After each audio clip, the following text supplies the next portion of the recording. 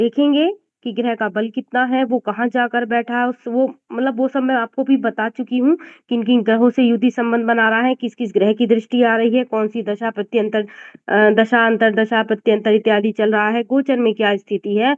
और जब जब भी हम कोई भी चीज़ की शुरुआत करें, स्पेशली जब हम पराविद्या को सीखना चाहते हैं, तो एक बार आँख बंद करके अपने ऋषि पाराशर जी का ध्यान कर लीजिए, एक छवि बना लीजिए ऋषि की अपने मस्तिष्क में, और वो आपको वो सूत्र सहज रूप से ग्रहण करने में आप में वो सामर्थ्य आ जाएगी। क्योंकि जब हम पाराशरी पढ़ाएंगे तो ऐसे उलझे हुए सूत्र हैं कि एक बार में समझ में ही नहीं आएंगे। दो चार चीजें समझ में आ गई, फिर जैसे जैसे हम और गहराई में उतरे तो आप कहेंगे अरे ये तो मैंने वहां ऐसे पढ़ा था, मैंने यूट्यूब पे ऐसे सुना था।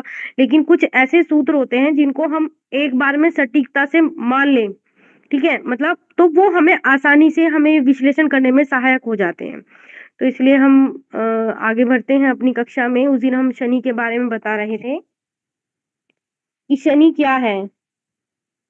उसमें हमने काफी बताया था कि दरिद्रता है, मतलब यहाँ से जैसे सियानु मंडल है, आयु है, मृत्यु है, नौकर है, ये सब यहाँ लिखा हुआ है, आपको पता ही है। ठीक है, तो इसमें हमने एक चीज आपको ये भी बताई थी, बंधन है।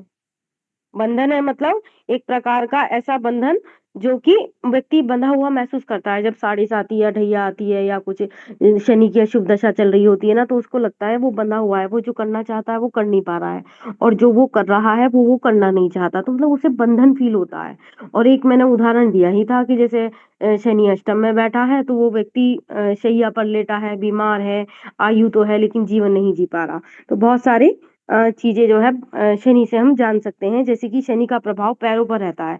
साढ़े साती या ढैया के दौरान पैरों की समस्या बढ़ जाती है, क्योंकि व्यक्ति कंटिन्यू काम करता है, कंटिन्यू चलता है। एक ये भी वजह है, दूसरी ये भी बताई गई थी कि शनि का जो प्रभाव है वो पैरों पर रहता है, और जब उसकी दशाएं अगर अशुभ प्रभाव डालती है तो वो सीधा पैरों पर इफेक्ट करती है, पैरों की ऊर्जा को छीन लेती है। आप थका हुआ महसूस करेंगे, आपके पैरों में दर्द बढ़ जाएगा, वगैरह वगैरह, पैरों से संबंधित कोई ना कोई समस्या चलती रहती है।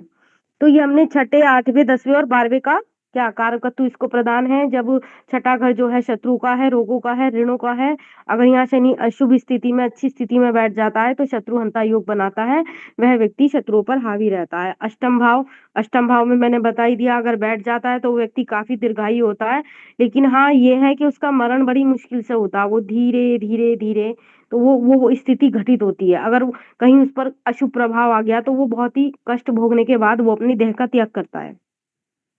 10वें भाव में शनि नौकरी का स्थान कारकत्व प्राप्त है, क्योंकि 10वां जो भाव है वो किसका है, कार्य क्षेत्र का है, और व्यक्ति की मतलब जो शनि की स्थिति अच्छी है तो व्यक्ति नौकरी करेगा। ठीक है। अच्छा, यहाँ पर मैं एक चीज बता देती हूँ, क्योंकि क्या होता है मुझे अचानक ध्यान आ गया। चलिए 12वें का भी और बता देते हैं। 12वां जो है सभी प्रकार के व्यय को दर्शाता है, शरीर का व्यय। वैसे तो हर घर से हम 12वां घर देख लेते हैं, तो वो जो 12वां घर है वो व्यय को दर्शाता है। अब किसी भी घर का 12वां घर देखेंगे तो वो उस पहले उस घर का, जैसे कि हमने नवम भाव देखा, अगर हम नवम से अष्टम को चलें,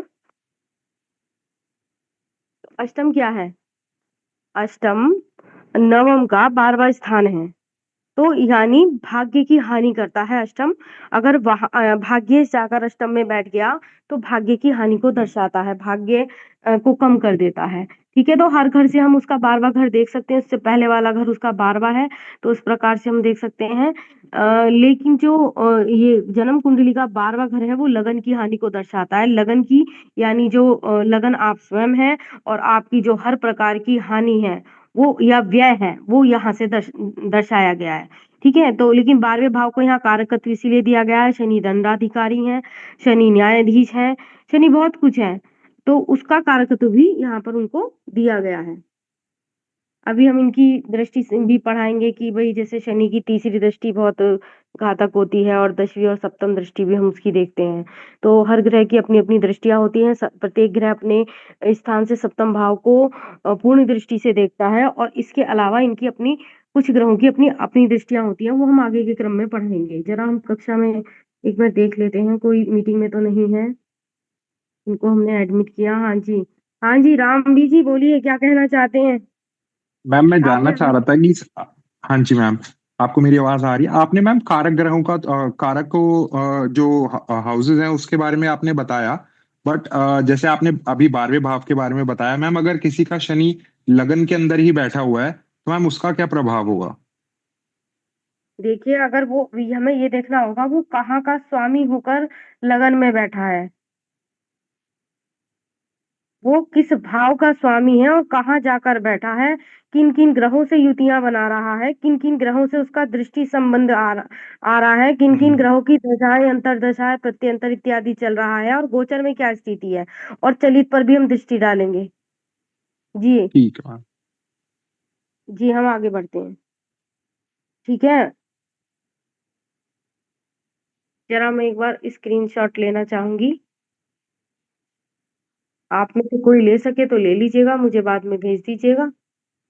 अ, अभी क्योंकि व्यवस्था इतनी नहीं हो पा रही है तो हम मोबाइल से ही कार्य कर रहे हैं, और 2 महीने बाद में इसको कंटिन्यू उस पर आ जाऊंगी बिल्कुल। आपको 1 घंटा लगभग समय देने का प्रयास करूंगी, और क्योंकि हमारा कोर्स काफी जो है, मैं सभी पहलुओं पर पढ़ाऊंगी आपको। इसके अलावा किसी का व्यक्तिगत प्रश्न होता है तो कक्षा के बाद वो मुझे भेज देते हैं, और जब यथा समय होता है तो उसके हिसाब से मैं उनको उत्तर दे देती हूँ, क्योंकि मैं भी बहुत व्यस्त रहती हूँ, बहुत सारी चीजों में मैं अपने आप को व्यस्त व्यस्त किया हुआ है। तो चलिए हम आगे बढ़ते हैं। अब ये जो बीच बीच में आ रहे हैं, इनको बीच में एंटर कराने में कितनी दिक्कत हो रही है। चलिए हम आगे बढ़ते हैं। ये क्या हुआ, कुछ गड़बड़ हो गया, हमारा तो ये चार्ट ही घूम गया। के खिलाफ किस तरह से एक्शन होता जा रहा है, उसकी ताजा तस्वीर आपको दिखा। गुजरात में माइक खोला हुआ है भाई, माइक बंद कीजिए प्लीज। नहीं आ रही है डिस्प्ले। जी, मैंने माइक बंद कर दिया है, आप वो सब अपना माइक बंद रखें प्लीज। चलिए मैं स्क्रीन शेयर करती हूँ।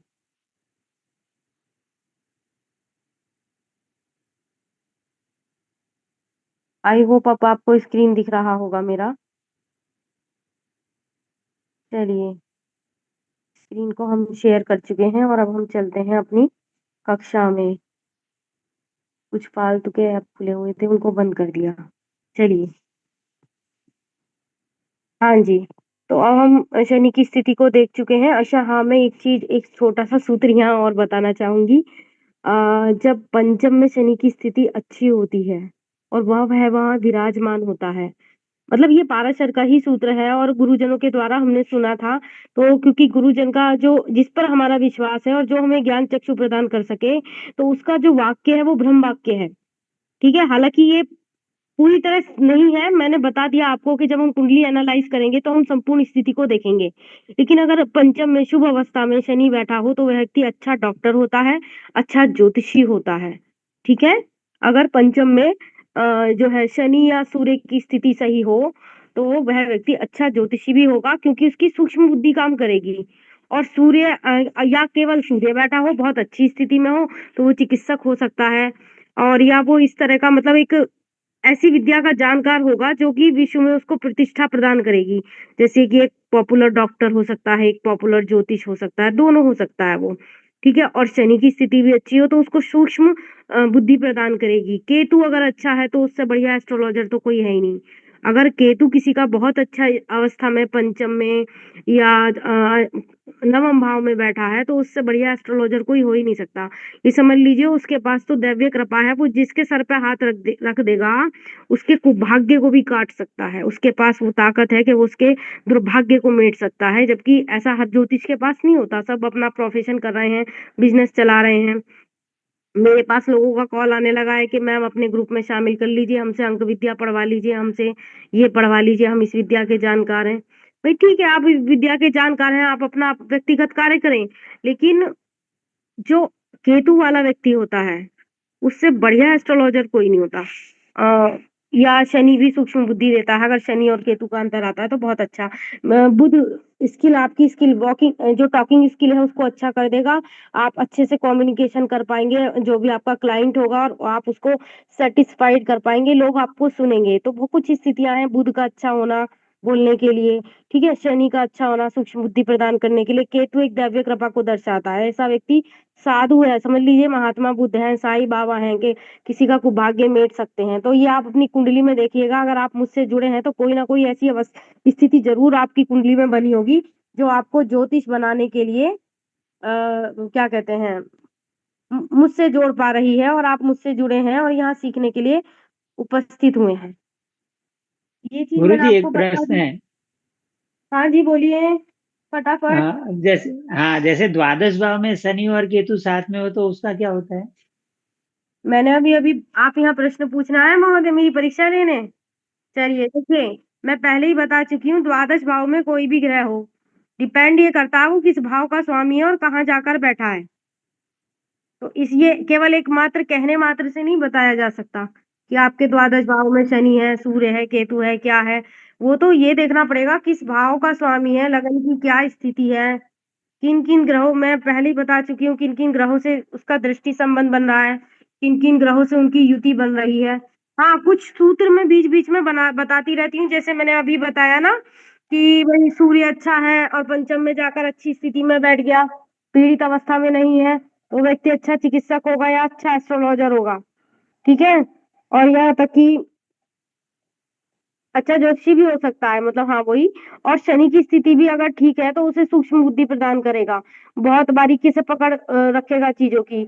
और केतु की और मेरे हिसाब से तो सबसे अच्छा एस्ट्रोलॉजर केतु वाला होता है, ठीक है।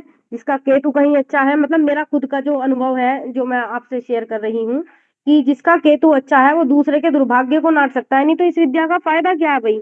आप सोचो, हमने ज्ञान तो ग्रहण कर लिया, सब कुछ ग्रहण कर लिया, और हम दूसरे की कष्ट को नहीं दूर कर पा रहे, तो फिर हम, वही वाली बात है कि हम डॉक्टर तो हैं लेकिन जो पेशेंट है उसका कष्ट तो दूर नहीं हुआ। हमने पैसे तो बहुत कमा लिए, उसको उसको दवाइयां दे देकर उसकी और बीमारियां बढ़ा दी, और उसको फिर भी हम पैसे बनाने में लगे हुए हैं, दुनिया भर को उसका जो है पता नहीं कर्जा लेके कैसे कैसे वो कर रहा है, लेकिन हम उसका दुख तो दूर नहीं कर पाए। तो फिर जो दुख को दूर कर दे एक बार के जाने से और बिना किसी धन के लोभ में, तो तात्पर्य ये समझ लो उसका केतु कहीं अच्छा बैठा होगा, नवम में, पंचम में या अष्टम में कहीं बैठा होगा, और बुध सूर्य की स्थिति भी ठीक होगी, तभी वो बच्चा एक सॉरी तभी वह व्यक्ति एक अच्छा एस्ट्रोलॉजर बन पाएगा, और वो दूसरे के, मैंने आपसे कहा, दुर्भाग्य का भी नाश कर सकता है, ठीक है। ये कोई उसके ऊपर ये समझ लीजिए थोड़ी दैवी कृपा ही है, क्योंकि दुर्भाग्य का नाश करना किसी सामान्य व्यक्ति के बस की तो बात नहीं है, कोई दैवी हाँ कृपा जी, हाँ से जी। संपन्न व्यक्ति ही कर सकता है। चलिए हाँ आगे जी, बढ़ते सही हैं। है। राहु जी, अपने प्रश्न आप व्यक्तिगत मैसेज कर लीजिएगा, हम आगे बढ़े। हाँ जी, क्या हाँ आप जी। सुन पा रहे हैं? हम आगे बढ़ सकते हैं? हाँ जी, गुरु जी। जी, नहीं तो हमारा पता है सिलेबस जो है ना बहुत पीछे रह जाएगा, हम ऑलरेडी बहुत पीछे चल रहे हैं। तो हालांकि मैंने 28 जुलाई जून से ये कक्षाएं शुरू की थी, और लेकिन हम अभी मतलब उतने, क्योंकि मैं हर चीज को बारीकी से पढ़ाने पर ध्यान दे रही हूँ, हर चीज को मेरा ये है कि आपने जो मुझसे पढ़ा हो बस छप जाए आपके दिमाग में, ठीक है। तो हम आगे चलते हैं, हम शनि को पढ़ चुके हैं, अब आते हैं राहु को। राहु दादा को हमारे दादा को दर्शाता है, परिश्रम है हमारा, परिश्रम मतलब महत्वाकांक्षी होता है व्यक्ति, और वो अपनी महत्वाकांक्षाओं को पूरा करने के लिए किसी हद तक परिश्रम करता है, मतलब कोई वो नहीं छोड़ता कसर, ठीक है। राहु वाला व्यक्ति अपनी इच्छाओं की पूर्ति जरूर करता है, चाहे उसे कोई सा भी रास्ता अपनाना पड़े, कैसे भी उसको श्रम परिश्रम करके, ठीक है। पहलवानी को दर्शाता है, शक्ति को दर्शाता है, हिम्मत है व्यक्ति का, साहस है, शौर्य है, शत्रुता है, दुख भी है, चिंता भी है, दुर्भाग्य भी है। भाई अगर सूर्य और बुध के साथ पीड़ित अवस्था में बैठ जाए, सॉरी, जो राहु है क्या है, एक प्रकार का छलावा है, एक बांधा है, और इस व्यक्ति को भ्रम की स्थिति में रखता है, उसकी बुद्धि छीन लेता है। और व्यक्ति कहते हैं ना कि भाई जब बुरा वक्त आता है तो बुद्धि बल काम नहीं करता, तो कहीं ना कहीं राहु, मंगल या कुछ ऐसे प्लैनेट्स हैं जो अशुभ अवस्था में उस पर प्रभाव जमाए हुए हैं, और व्यक्ति बुद्धि बल का प्रयोग नहीं करता, और वो कई प्रकार के कष्टों में फंसा रहता है, ठीक है। तो अन्याय है, राहु प्रधान व्यक्ति अगर अशुभ राहु है किसी का, या तो वो क्या करेगा, वो दूसरे को प्रताड़ित करेगा, अन्याय करेगा। और जो जिसका जिसका जो लग्न कमजोर है, या वो उसका उसका जो सूर्य बुध इत्यादि राहु के साथ पीड़ित अवस्था में बैठ गए हैं, तो होगा क्या, भाई वो व्यक्ति प्रताड़ित होगा, वो अन्याय सहेगा। अब उसको बांधा कह दो, जेल कह दो, किसी प्रकार का कष्ट कह दो, मानसिक प्रताड़ना कह दो। अगर चंद्र के संपर्क में आ गए तो मानसिक प्रताड़ना बहुत देता है, मतलब राहु केतु चंद्र, और इस तरह का, और एक प्रकार का सूर्य के साथ तो ये ग्रहण दोष बना देता है। हालांकि आजकल के विद्वान इसको काल सर्प दोष कहते हैं, लेकिन हमारी अगर हम ऋषि परंपरा को देखें, जो जो 18 ऋषि हुए हैं उनमें हम पाराशर को फॉलो करते हैं, और पाराशर सबसे लास्ट में थे। ठीक है, तो पाराशर में, या कह दो हमारे वैदिक शास्त्रों में, कहीं कालसर्प दोष का वर्णन नहीं है। लेकिन इसको अगर मैं अपनी भाषा में, क्योंकि बाद में जो विद्वान आए उन्होंने कुछ पुस्तकें लिखी, कालसर्प नामक एक दोष बता दिया, पितृ दोष नामक एक दोष बता दिया, लेकिन इनका वर्णन हमारे शास्त्रों में नहीं मिलता, मतलब वैदिक शास्त्रों में नहीं मिलता। तो लेकिन अगर मैं इसे अपनी भाषा में परिभाषित करूं तो कालसर्प दोष हम कहेंगे एक प्रकार का ग्रहण दोष है। ठीक है, भाई 12 भावों को लेकर उन्होंने 12 कालसर्प दोषों को बता दिया। अब राहु केतु कहीं तो बैठेंगे और वो वक्री रूप में चलेंगे, लेकिन होता क्या है, अगर वो सूर्य के साथ, सूर्य को पीड़ित करते हैं, सूर्य के साथ किसी भी भाव में बैठ गए हैं, या साथ में बुध की स्थिति भी ऐसी बैठ गई, तो समझ में ये आप ये इतनी समझने योग्य बात है। और लगन भी कमजोर हो गया तो व्यक्ति की बुद्धि भी काम नहीं कर रही है, व्यक्ति बांधा में भी आ गया, व्यक्ति पीड़ित भी है, और बड़ा बहुत प्रकार के कष्टों में वो बन गया, और वो निकलने के लिए उसे कोई मार्ग नहीं मिल रहा। और अगर चंद्रमा भी पीड़ित हो गया तो वो अपने मन की बात भी किसी से कह नहीं पा रहा, वो मन ही मन घुट भी रहा है। तो इस प्रकार से, मतलब इसको हम कह सकते हैं एक प्रकार का, मेरी भाषा में, ग्रहण दोष। लेकिन हमारे शास्त्र में कालसर्प दोष नहीं है। लेकिन आधुनिक विद्वानों ने, और ये जो अन्य नई नई विधाएं आई, उन्होंने, जैसे केपी आ गई, नाड़ी आ गई, या और भी पता नहीं बहुत तरह की, मैं नहीं जानती, मैं वैदिक को ही फॉलो करती हूँ। और वैदिक को आपने सीख लिया, मूल को आपने सीख लिया, तो आपने सब कुछ, बाकी आप बैठ के किताबें पढ़ते रहो, आपको सब समझ में आता रहेगा। भाई बेसिक समझ में आना चाहिए, मूल समझ में आना चाहिए। तो क्या होता है कि उन्होंने उसको अपने हिसाब से 12 प्रकार के कालसर्प दोष बता दिया, और आजकल के लोग इस पर विश्वास भी करते हैं। लोग बातों करने वालों पे बहुत जल्दी प्रभावित हो जाते हैं। यार भाई वो तो, उसने तो ऐसा बता दिया, उसने तो, चाहे उसने न्यूमरोलॉजी से बताया हो, चाहे उसने किसी और विद्या से बताया हो। लेकिन मैं आपसे फिर भी कह रही हूँ, अगर आपको एक अच्छा ज्योतिष बनना है तो आप वैदिक से अलग मत जाइएगा, पाराशर के सूत्रों से अलग मत जाइएगा। आप जो है क्या कहते हैं, क्या कहते हैं, ये जो पाराशर को अगर पढ़ लेंगे तो पाराशर में ही सभी चीजें आ गई। स्वप्न शास्त्र है, शकुन शास्त्र है, ये जो है तुम्हारा वास्तु है। ठीक है, और ये जो वैदिक हमारे फलित के सूत्र हैं, सारे उन्होंने ही दिए हैं। और अगर हम लाल किताब इत्यादि पढ़ते हैं, काली किताब इत्यादि पढ़ते हैं, या हम कुछ और विधाएं जो है, टैरो रीडिंग है, या अंक ज्योतिष है, वो कुछ भी आप पढ़ लीजिए, इन विद्याओं का हमारी प्राचीन विद्याओं से कोई वो नहीं है, मतलब कंपेयर नहीं किया जा सकता। क्योंकि इन्हीं की, ये जो है जो है, जो एक शुचिता है, एक पवित्रता है, एक दैव्यता है, वो हमारे इसी वैदिक ज्ञान में भरा हुआ है, और इसी को हम सीखते हैं। तो हमने यहाँ पर देखा कि संकट है राहु, बुरी आदतें हैं, व्यक्ति बुरी आदतों का शिकार हो जाता है अगर वो राहु का अशुभ प्रभाव पड़ने लगता है, झूठ बोलता है, आत्महत्या करता है। कहते हैं लगन में जिसके राहु है तो पूर्व जन्म में हो सकता है उसने आत्महत्या की हो, और इसी जन्म में भी उस पर उसका प्रभाव रहता है। अगर वो पीड़ित अवस्था में बैठा है तो वो डेफिनेटली इस जन्म में भी आत्महत्या कर सकता है। ये किस टाइम फोन कर रहे हैं, कौन है, हम कैसे पढ़ाएंगे ऐसे।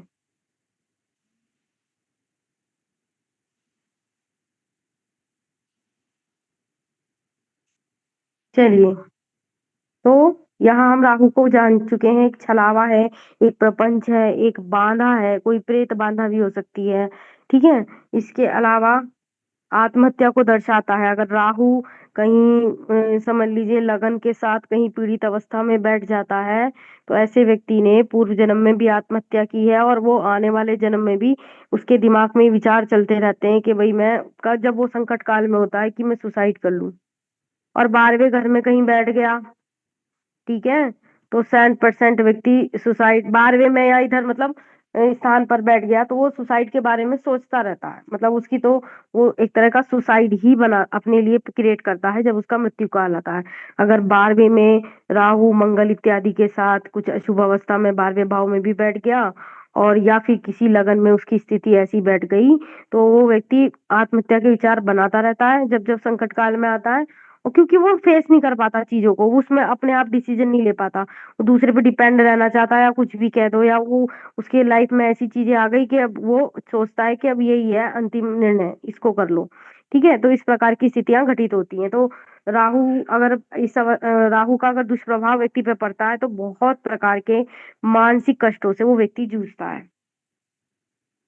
ठीक है, शराब पीता है व्यक्ति, जुआ खेलता है, अंधकार है राहु, रास्ता नहीं दिखाई देता व्यक्ति को, वो बार बार कुछ कहेगा, कुछ सोचे, उसके दिमाग में निरंतर विचार चलते रहते हैं। दुर्घटना है, विधर्मी है, अधर्म करेगा राहु प्रधान व्यक्ति, जहर है, सरीसृत, सरीसृत का एक्चुअल मीनिंग याद नहीं आ रहा, चलिए बाद में देखेंगे। महामारी है एक प्रकार की। मतलब हाँ जी बोलिए। मतलब कि जिसके राहु लगन में होगा, है ना? हाँ हाँ जी बिल्कुल, जिसके राहु लगन में होगा, अशुभ अवस्था में होगा, सूर्य के साथ कहीं पीड़ित अवस्था में बैठा होगा। नहीं, हमें और फैक्टर्स भी देखने होंगे, ये मैंने एक छोटा सा सूत्र बताया है। ठीक है। चलिए आगे चलते हैं। विदेशी भूमि पर जीवन, वो व्यक्ति विदेश जाने के बारे में सोचता रहता है राहु प्रधान व्यक्ति, या अगर वो 12वें भाव में बैठ गया राहु तो वो डेफिनेटली विदेश जाएगा। बहुत महत्वाकांक्षी होता है राहु प्रधान व्यक्ति, अपनी इच्छाओं की पूर्ति किसी हद तक जाकर करता है, हर प्रकार का प्रयत्न करता है। ठीक है, तो वो विदेश के बारे में ही सोचेगा, विदेशी भाषाएं सीखेगा, विदेश में जाना चाहेगा, है ना, अपने देश से उसको निकाला मिल जाता है। अगर बहुत ज्यादा बांधा, कहते हैं ना कि भाई पुराने जैसे कुंडली ले जाते हैं तो कुछ पंडित हैं जो जितने जानकार हैं कह दिया जी काल सर्प दोष है जी, तुम्हें तो कोई घर से निकाल देगा। ठीक है, अब मतलब घर से निकाल देगा वो एक अलग बात है, लेकिन कहीं पीड़ित अवस्था में वो जो सूर्य इत्यादि पीड़ित अवस्था में आ गए हैं कहीं, तो उसको अगर वो प्रभावित कर रहे हैं उसको बहुत ज्यादा, तो उसे घर से देश निकाला भी मिल सकता है। मतलब उसको घर से निकाल दिया, जैसे होता है ना कि शादी हुई, बेटे बहू को घर से निकाल दिया, वो कहीं अब और किराए पर रह रहे हैं, तो ऐसी स्थिति जब आती है जब कहीं राहु की स्थिति ज्यादा प्रभावित कर रही हो और व्यक्ति स्वतंत्र जीना भी चाहता है, तो वो निकल पाने की कोशिश में वो चला जाता है। ठीक है, लेकिन हम बहुत सारे फैक्टर्स होते हैं, ये केवल एक अंतिम निर्णय नहीं है। हमने आपको पूर्व में ही बता दिया कि जब हम पत्रिका को एनालाइज करेंगे तो हम उसके और पहलुओं को भी देखेंगे, उस प्रकार से हम संपूर्ण फल का कथन करेंगे। और इसके लिए जो है ज्ञान भी चाहिए, दैवीय कृपा भी चाहिए, गुरु कृपा भी चाहिए, और लगातार जब हम कई कुंडलियों पर प्रैक्टिस करते हैं तो हमें पता है कि भाई ये स्थिति घटनी घटनी है या ये स्थिति ही हुई हुई है। तो वो हमारी खुद की प्रैक्टिस पर डिपेंड करता है कि हम कितना उसको के उसकी प्रैक्टिस करते हैं, क्योंकि जितनी हम कुंडलियों को देखते हैं और हमारा अनुभव उतना ही ज्यादा बढ़ता जाता है। चलिए जी आगे चलते हैं। कटुभाषी, पाखंडी होता है, दिखावा करता है। जितने भी सोशल मीडिया पर आपको एस्ट्रोलॉजर दिखाई दे रहे होंगे ना, और जो अपना चेहरा दिखा दिखा कर, नेम प्लेट बना बना कर वो करते रहते हैं प्रचार प्रसार। मैं ये नहीं कह रही, बहुत ज्ञानी लोग भी हैं उनमें, सभी अज्ञानी नहीं है, लेकिन जो राहु प्रधान व्यक्ति है वो दिखावा करेगा, वो एक से एक ड्रेसेस पहनेगा, एक से एक ये सब चीजें करेगा। ठीक है, तो इस प्रकार का वो करेगा। 9:24 हो गए हैं जी, क्या हम आज की कक्षा यहीं समाप्त कर लें? हेलो, जरा कोई आया है, तो मैंने ये टाइम आपकी सुविधा के लिए रखा तो था, लेकिन मैं नहीं कर पा रही। वैसे भी 10 मिनट बाद हमारी कक्षा समाप्त हो जाएगी, तो मैं क्या कक्षा समाप्त कर लूं? मैं थोड़ा, कोई आया है तो मुझे जाना है, मैं क्षमा जी जी चाहूंगी। ठीक है, जी आप सबका जी जी मंगल हो, कल्याण हो, शुभ रात्रि। धन्यवाद महोदय, शुक्रिया।